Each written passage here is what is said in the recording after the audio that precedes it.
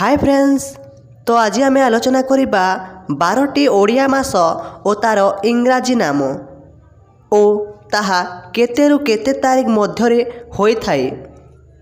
प्रथमरु आपण मानकु कहि देउछि सेही 12टी मासर नाम देखंतु।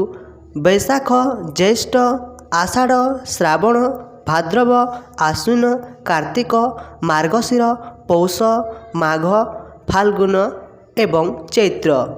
यही 12टी मासर आज आम जानिबा तार इंग्राजी नाम ओ ताहा केतेरु केते तारीख मध्यरे होई थाए। ओडिया मासर प्रथम मास हेउछि बैशाख। यह एप्रिल मे मध्यरे होई थाए। केते तारीखरु ना 14 एप्रिल रु 14 मे पर्यंत बैशाख मास होई थाए। तापरे 2 नंबर मास हेउछि ज्येष्ठ। यह मे और जून मध्यरे होई थाए।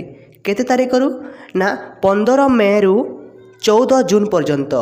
15 मे रु 14 जून पर्यंत जहाँकि ज्येष्ठ मास होई थाए। तापरे 3 नंबर मास हेउछि आषाढ़, जहाँकि जून जुलाई मध्यरे होई थाए।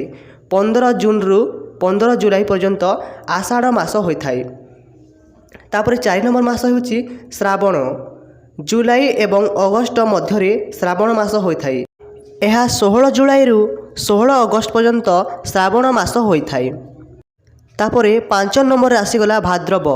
अगस्त एवं सेप्टेम्बर मध्यरे भाद्रव मास होई थाए। यह 16 अगस्त रु 16 सेप्टेम्बर पर्यंत भाद्रव मास होई थाए। तापरे 6 नंबर अछि आश्विन। आश्विन मास सेप्टेम्बर और अक्टोबर मध्यरे होई थाए। यह 17 सेप्टेम्बर रु 16 अक्टोबर पर्यंत आश्विन मास होई थाए। तापरे 7 अछि कार्तिक।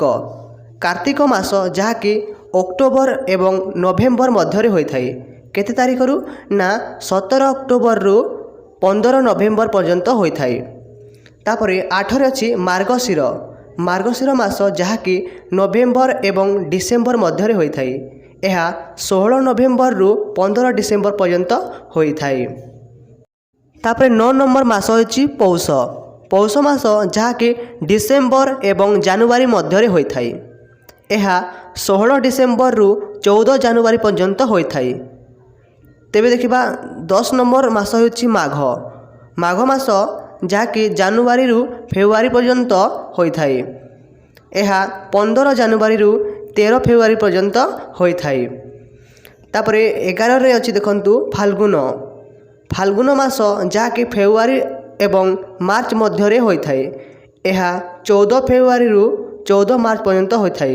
तापरे ओडिया मासर शेष मास हेउछि जहाँकि चैत्र। चैत्र मास जहाँकि मार्च एवं एप्रिल मध्यरे होई थाए। यह 15 मार्च रु 13 एप्रिल पर्यंत होई थाए।